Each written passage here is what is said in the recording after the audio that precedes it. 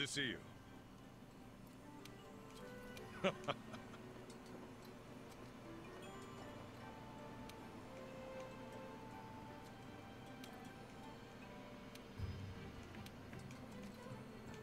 You can do this! The first Wyverians might be able to tell us where Zora Magdaros is. You track them down? Yo.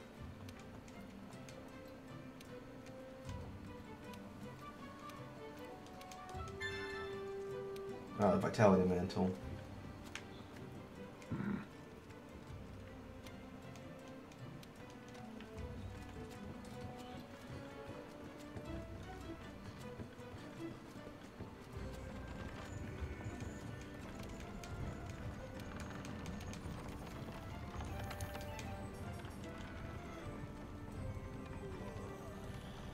Oh, I see. I was short points, which is why I couldn't do that one. Guess we'll hold off for now and try and stockpile some more.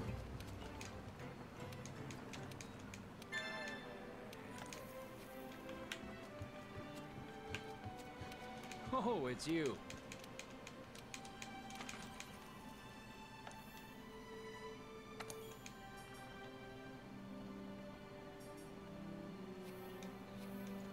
Still got one more quest rotation for the bee, the bug fertilizer.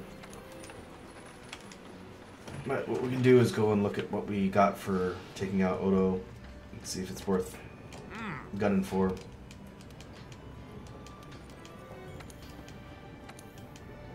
Weapons. I don't think there's an Odogar online. Yeah, not for this particular weapon. Real quick, I do want to showcase the one that I know it has for Insect Glaive. Let's see if I can pull it up here. The Odogaron one. Oh, I can't see the final upgrade. The Odogaron's final one looks really cool. Looks like a multi-pointed spear. I may fiddle around with Insect Glaive at some point too. I do like using that weapon. First, let's look at its armor. The Odogaron set's kind of like this ninja shinobi set with the different parts of its body. Full set looks like this. It's pretty cool. Has thigh windows because Japan. For skills, oh, this one has. It's one of the first ones that has a set bonus too. I didn't talk about that yet. For armor sets, you see this thing on the set bonus skills, Legion Blessing. If you have 3 points, at least 3 pieces of Legiana's armor, then you get Good Luck, which is Legiana's Blessing, which is good chance of increased quest rewards, meaning you have a chance to get better drops at the end of your quest. Odogaron's is Punishing Draw. At least 3 armor pieces adds a stun effect to draw attacks, which means for Great Sword, every time I draw directly into a charge and land it on someone's head, it has a chance to inflict KO damage from the hits, which is nice. Not super functional for this particular weapon, but it is interesting. The base skill on the helmet is Bleeding Resistance. If you look at that, it reduces damage while bleeding, and at level 3 it prevents it altogether. Not too bad if you're fighting Odogaron, since it inflicts that status. Chest piece gives Grinder or Speed Sharpening. That one removes 1 cycle from sharpening. I think we've seen that on a couple other armor sets before now. Basically means you can sharpen your weapon faster. Constitution reduces stamina depletion. Critical Eye, which is Affinity Boost. That might not be a bad thing to think about. It does require a plate, though, so that would mean potentially farming a lot of Otogaron. Ah, and the legs are quick sheath. Quick sheath is putting your weapon away slightly faster. That is very useful for great swords, and I'm constantly putting my sword away. But currently I've got focus on my legs, which is more important than speed sheath. Overall, the low rank Otogaron set isn't too relevant to what we're doing. The high rank set's got some better skills on. And that's something I may think about building later. For now, I think we're good with what we have.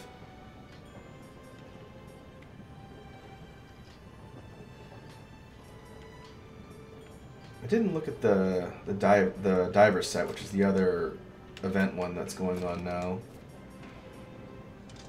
It does have quick sheath on the hands, which might not be too bad. Right now I've got the evade extender from the Kodachi Vambraces on my hands, which I haven't really made too much use out of because I don't evade a ton. I try and use my shoulder tackle more. But quick sheath would be more functional for the greatsword. And I can craft that out right. Use a summer ticket. Chest has critical eye, which isn't bad. I think I'm gonna do that because I do want upgrades to my hands, and this is higher base defense anyway.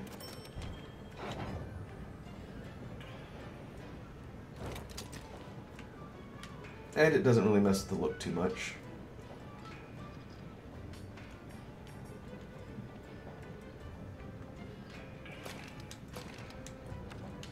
Constitution would be better stamina. That's not too useful at the moment. The gala suit is this kind of dapper looking suit. I think the layered armor we got will allow us to just wear this whenever though. I don't know what's up with the... what is that? Something in there is clipping... oh, it was the tails. The tails were just clipping through my character and looked kind of weird. Alright. Well, we've got better hand gear. I guess we can see if there's any decent upgrades for that. Oh yeah, this one has 7 too. Could use one of the heavies. That upgrades it to the max. I've got... let's see... I think that's still a waste.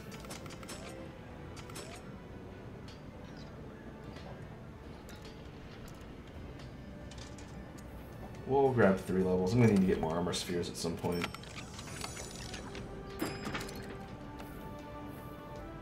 Now we're up to 138 defense. Overall, our resistances are okay. Thunder is the only real danger at this point. Still no weapon bone pluses, or bone pluses, wherever that was.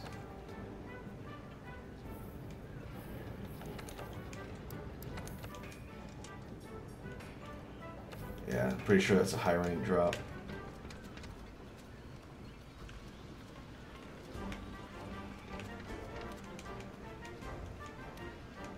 I've got new stock in. She might have gotten armor. Nothing I need to buy outright from the armory.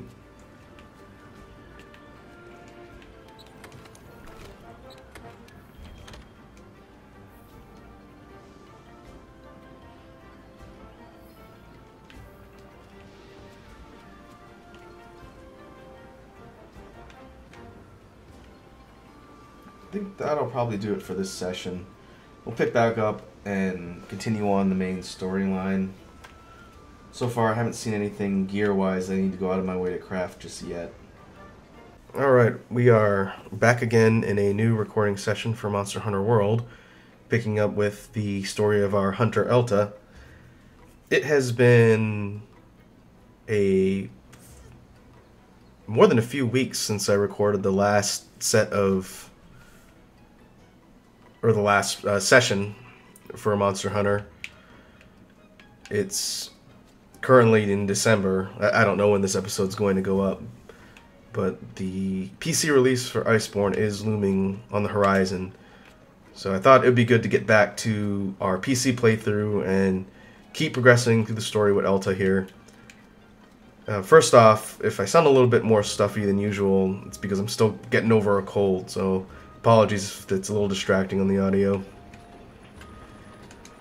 But what we can do is go back and see where the story left off. But before we do that, I got a notice that there's some updates were released recently in anticipation of the PC release of Iceborne. And I think there's a new armor set or some weapons I want to check out in the smithy. What Capcom is doing is basically releasing some gear in anticipation of the Iceborne release that allows people to progress through the base vanilla Monster Hunter World story quickly so that they're ready to jump in with Iceborne. And as a result, transition into Master Rank. So what we can do is see if any of that stuff's available. Oh, there we go. The Defender line. What we could do is take a look at the weapons and armor for this Defender set. Or this might just be weapons. We'll take a look at what they've added. Right now, we've been using the Buster Blade. And it's been pretty functional. The Defender tree, which they dropped in at the top here. If we compare the Defender Greatsword level 1 automatically outclasses my Buster Blade level 1. It's 624 base damage, bigger chunk of green sharpness, no yellow pretty much, tiny sliver of yellow, but it also carries the innate blast element, which is interesting. Blast is not really something we've seen yet, but it's a pretty powerful element, and I can explain how it works when we get there. The level 2 goes up to 816 and 270. This has no innate affinity on it. Rarity 5. Looks like it's gated behind materials that we haven't found yet. But if we're able to get to level 2, that's a massive, massive spike in damage. That'll probably make progression a little bit easier. We can look and see if any armor was added. Doesn't look like it. Could have sworn it's possible they're going to release the Guardian armor set, which is kind of a similar high-level armor set, later. Or it's possible that I'm not far enough in the game for it to be unlocked. But since we were here last time, we did unlock the Butterfly set, which is made from different bug parts and ores. It's not made from a specific monster. The set has always been geared towards evasion. If we take a look at the full set, it's this sort of flowery butterfly outfit. But the head has evade window, which ups the amount of iframes we have on our roll. The chest piece has quick sheath, which that might not be something a bad idea to consider, since Greatsword are constantly putting our weapon away. Being able to put it away super fast wouldn't be a bad thing to have. The hands have Leap of Faith, which allows you to do a dive evade when facing towards large monsters and extends the dive evade distance. This is the Superman dive. Normally you can only do it to the sides, but this will allow you to do it when you're facing forward. The waist piece has Honey Hunter, which gives you 1 extra honey per gather. And the feet or legs have Forger's Luck, which is higher likelihood of rare spawn nodes when you're out gathering in the field. Overall, not super key skills. The quick sheath is something to think about. Right now, our Legiana chest piece is evade window level 1, which is okay. We mostly got it for the defense, but the butterfly set's going to be lower defense too, so it might be better to wait until we can build gear around quick sheath with something that's going to be a bit better defense wise. The Hornitar set, which we also unlocked by killing the bugs, looks like this, sort of a bug knight set. It's pretty cool looking. The headpiece has Dung Master, which ups the effectiveness of dung pods, make monsters run away.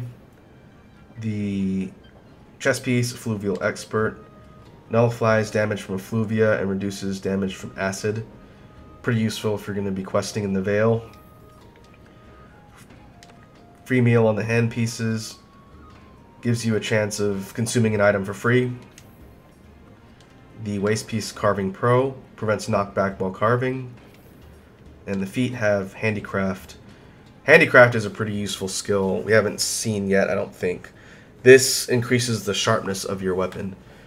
So if your weapon tops out at green and you put enough points into Handicraft, it could push it into the next tier of sharpness. Pretty useful for weapons that hit frequently. For the greatsword, it's useful to have just to boost the overall sharpness, since there's a damage modifier the higher up you go in sharpness. But it's an expensive skill and kind of rare on certain sets. So I don't think that's something we'll need to drop for now, since I'm pretty sure we're using focus. Yeah, our Jura Greaves have focus, which having level 3 focus, which I believe we do now. Or we have level 2 focus. We're going to want level 3 at some point. Being able to fast charge our greatsword charges is very useful.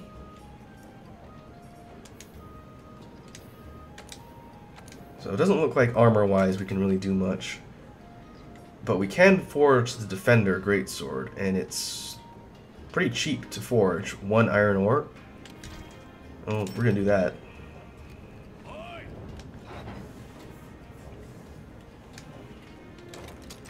And we should be able to upgrade it.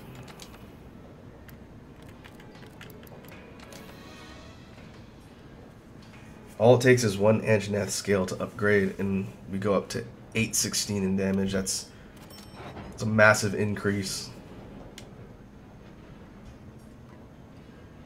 The rarity 5, this thing goes up to rarity 6.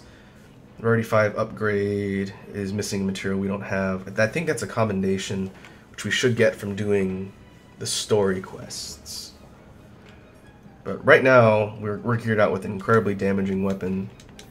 So that should allow us to sort of expedite our progression through the story mode, since right now we're still in low rank, and the base Monster Hunter World vanilla version goes up through high rank, and we haven't even gotten there yet, so we can start moving towards that progression now.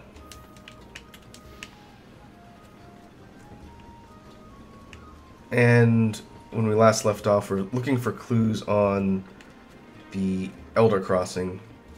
What we can do is search the Ancient Forest for first Wyverian clues. I think we have to go on an expedition for that.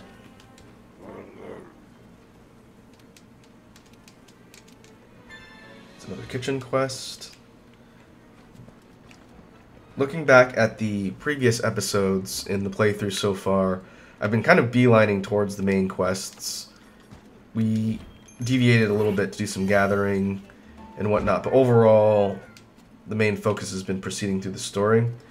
What I may do in between these recording sessions is do a lot of the lesser upgrade quests for things like the canteen and the farm, just to sort of build out our options, since those quests tend to be a little more straightforward. Sometimes they're gathering, sometimes they're monster egg delivery ones, which I might record one of those just so you guys can see what that looks like.